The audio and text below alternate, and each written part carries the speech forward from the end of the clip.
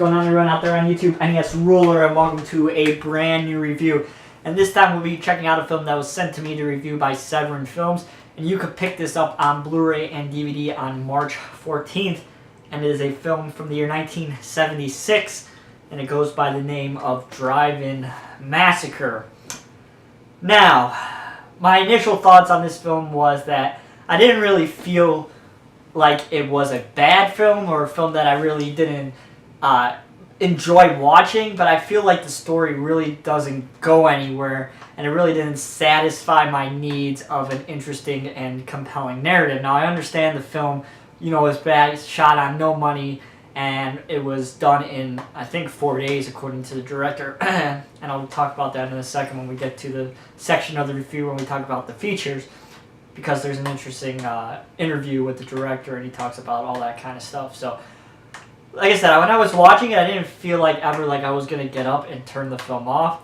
But I just feel like the narrative really doesn't go in an interesting way. And I understand that this is a pre-slasher, this was made in 76. So it was definitely a new kind of idea.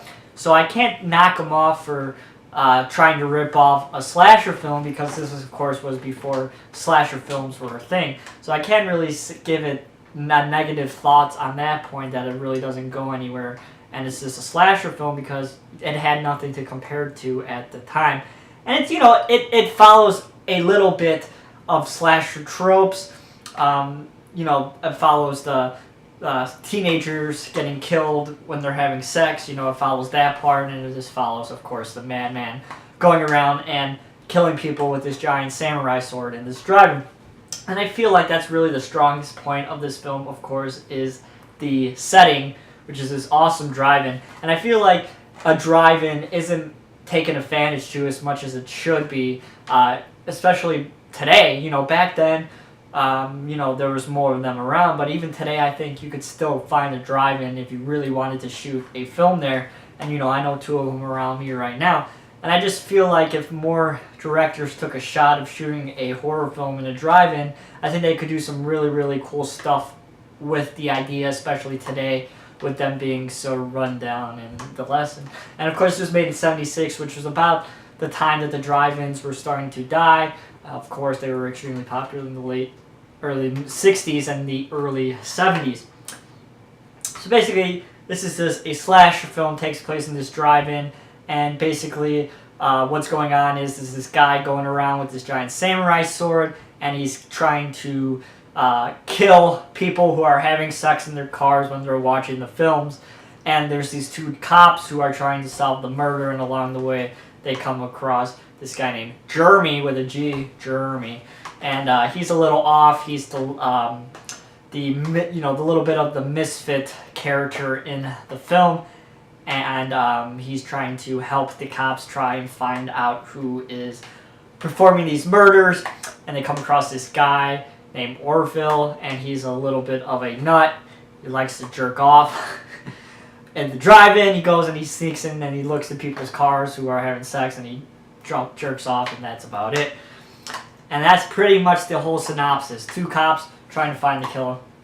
And of course, the effects are your typical early 1970s, mid-1970s effects. They advanced a little bit more since the Herschel Gordon Lewis days, but there's still just that bright red blood, and it hasn't really gotten to the point of where it really evolved into something good. And that's probably the most cheesiest part of the film, is the effects. Now, I have to say the transfer on this film, when I was talking to my good friend's Moods, he was saying that I was being too harsh on the transfer, because if I knew anything about any other releases, that I would know that the film is usually extremely dark and extremely poor transfer.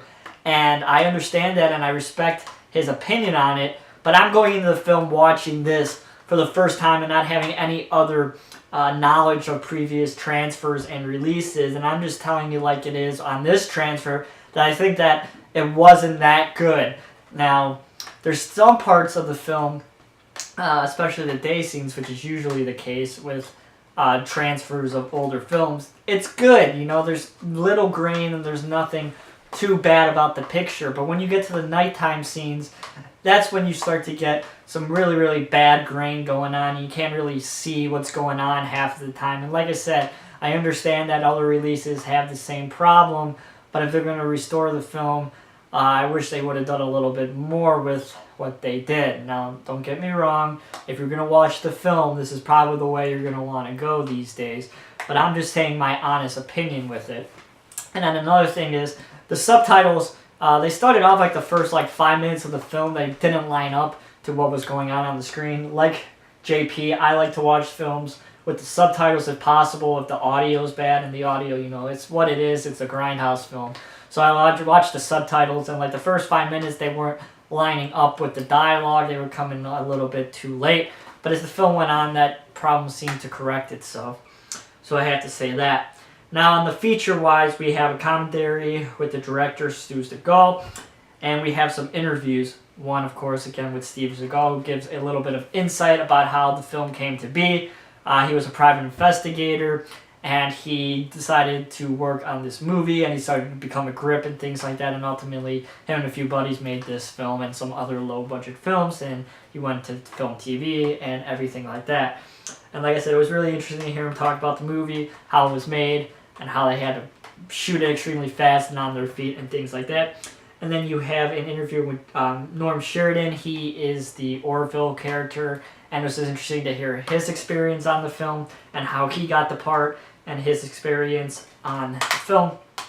And then we have another interview with the writer and star John Goff, who is one of the cops. So this is a really, really, it's an okay film, Am I going to watch it again? No, but it's a typical sleazy grindhouse film from the mid-1970s, and if that's your kind of thing, I think you would probably enjoy this film. And like I said, you can pick it up on DVD and Blu-ray from Severin Films on March 14th. So that is my review of Drive-In Massacre. If you guys like this review, please give it a thumbs up. And as always, you can follow me on Twitter at twitter.com/NESRuler22. Hope everybody's doing well, and I'll talk to you guys soon. See you guys.